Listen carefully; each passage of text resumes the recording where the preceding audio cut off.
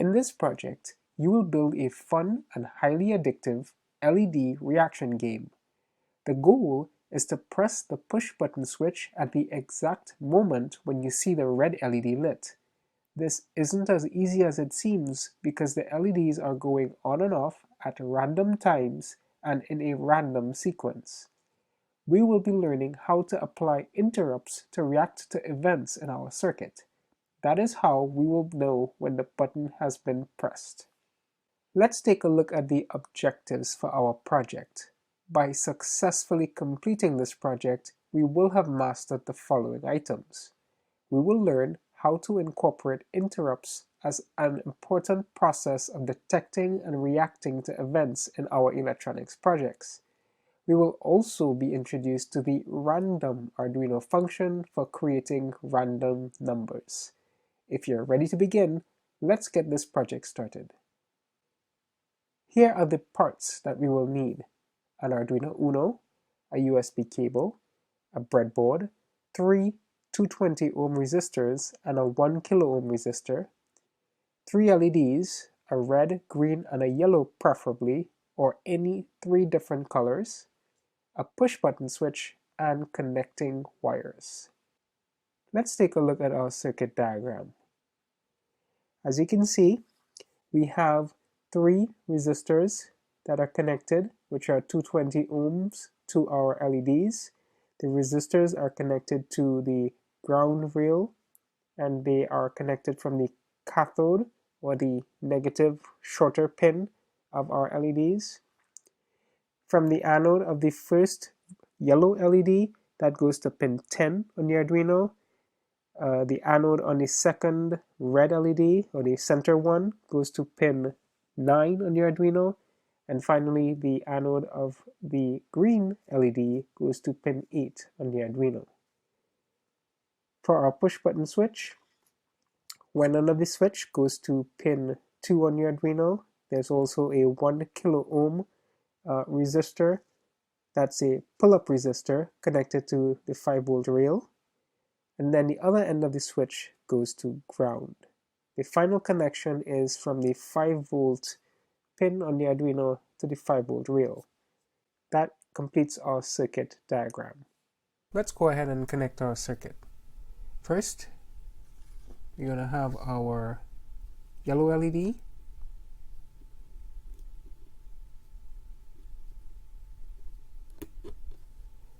next our red LED,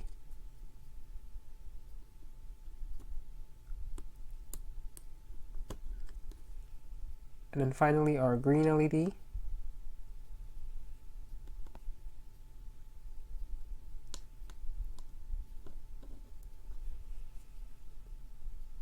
then we can connect our 220 ohm resistors.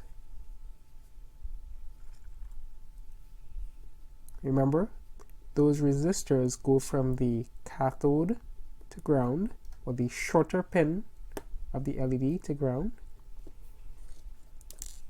That's the first one.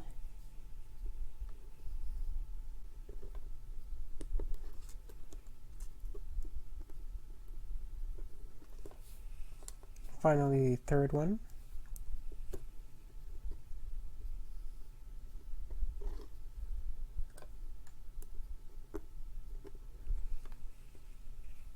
Next, let's connect the ground rail. So we're going from ground on the Arduino to the ground rail. Then we'll make the connections for the LEDs from the anode. So first for the yellow, that one goes to pin 10 on the Arduino. For the red,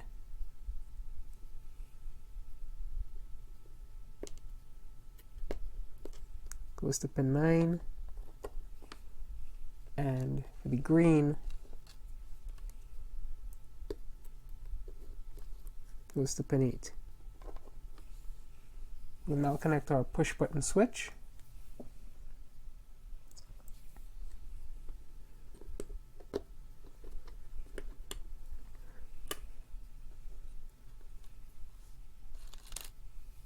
one end of the switch goes to ground.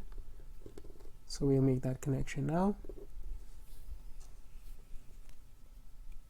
The other end has a 1K resistor. That's going to go to the 5-volt rail.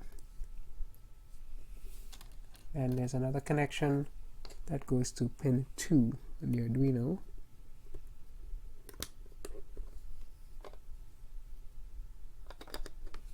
And the final connection that we have to make here is from the 5 volts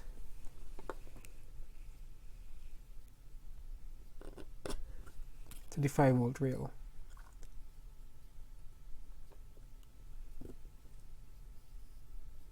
Alright, that completes the wiring of our circuit. Alright, let's go ahead and upload the code.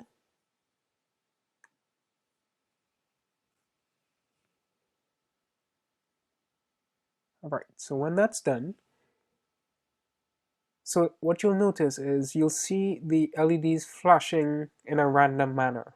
And the objective is to hit this push button switch at the exact time that we see the red LED lit. So if we try and we're not successful, you'll see the LEDs continue lighting. But if we're able to do it, like I just did, all 3 LEDs would flash. So that's how we know we've won, and we've successfully sort of hit the switch at the exact moment when the red LED was lit. I'll try it one more time. Oop, missed there.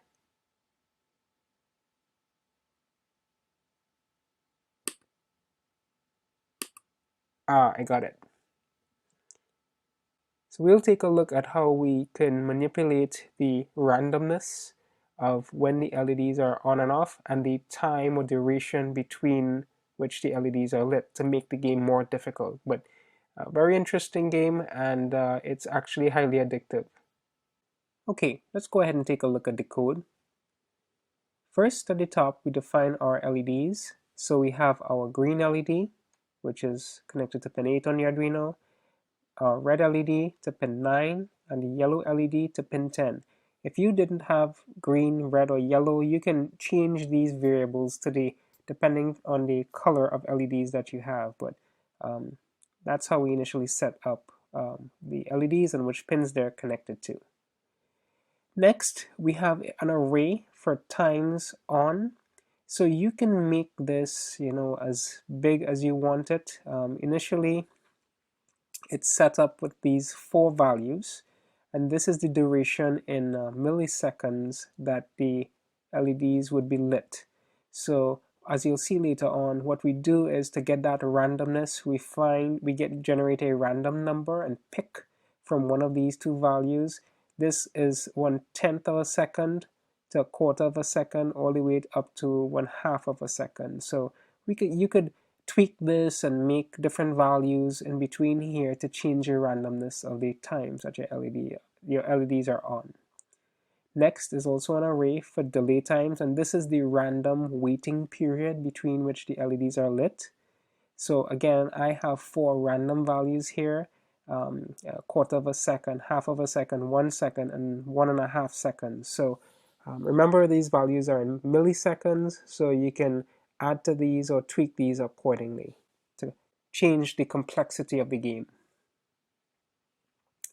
Next, we have a couple of global variables that we declare that we want to access and set in our interrupt service routine. So red LED lit, we want to keep track of when the red LED is lit so that when you press the button, we can determine when that is. And if you were a winner, we want to keep track of that. Notice with these 2 variables, we have to declare them as volatile. And the reason is because this is done so that they can be accessed and modified within your interrupt service routine. So just be mindful of that. Then comes our setup function. We set our LEDs as output. You've seen this before. And here's where we create our interrupt. Since we have attached that switch to pin 2 on the Arduino, we define that as the 0 interrupt. We specify our ISR, interrupt service routine function, check winner, and we want that to happen on the falling. So when we push our switch and we go from a high to a low voltage, that's when we want to interrupt the fire. We initially turn off all our LEDs, and there's a convenience function that I created, turn off LEDs, so I'll quickly go to that to show you what that looks like. Basically, in that function, we do a digital write to all the LEDs, turning them low, so that turns off our LEDs. So let's look at our loop function. First, we want to pick a LED to light, so we use the random function, and random will allow us to pick a value between 1 and 3 here. We also want to pick the time that the LED is lit. So again, we use a random function, the random function. This will generate a random number between 0 and 3. And we pass that into the array to get our times on array, which we defined above, to pick one of these random times. So it would result in one of those random times there. So if we've determined which LED we're going to light, and we've determined what period the LED is going to be on, then we proceed to light that LED. So we call the light LED function, passing in the LED that we want to light, right? That which would be 1, 2, or 3, those values corresponding to yellow, red, or green. And then we pass in the time that we want to light that LED for. So let's quickly jump to this light LED function.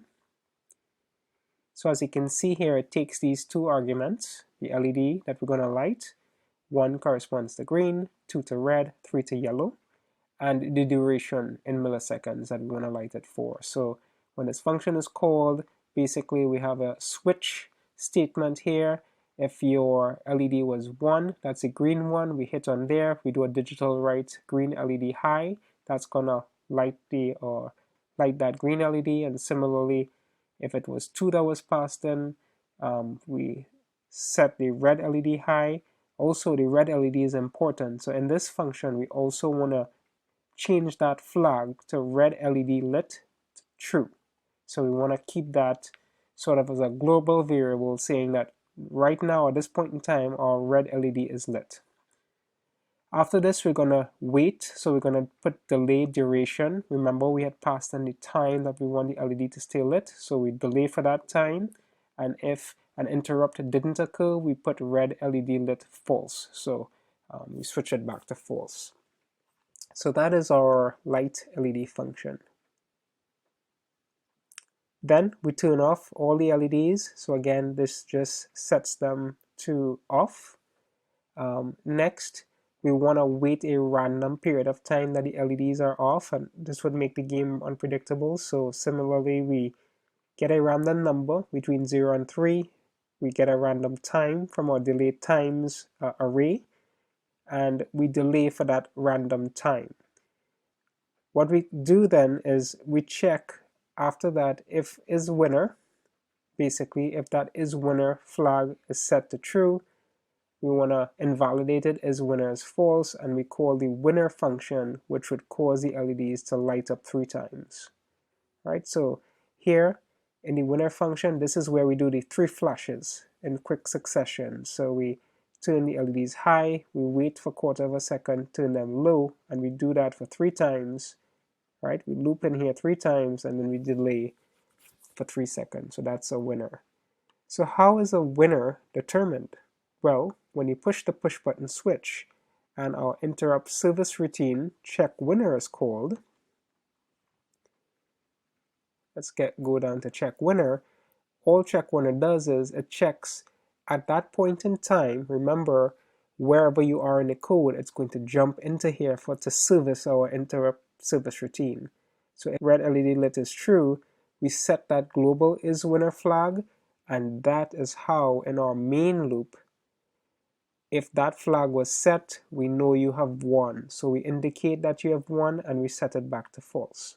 So quite a lot going on here, but take the time to go through the code, and hopefully that explains the operation of our circuit.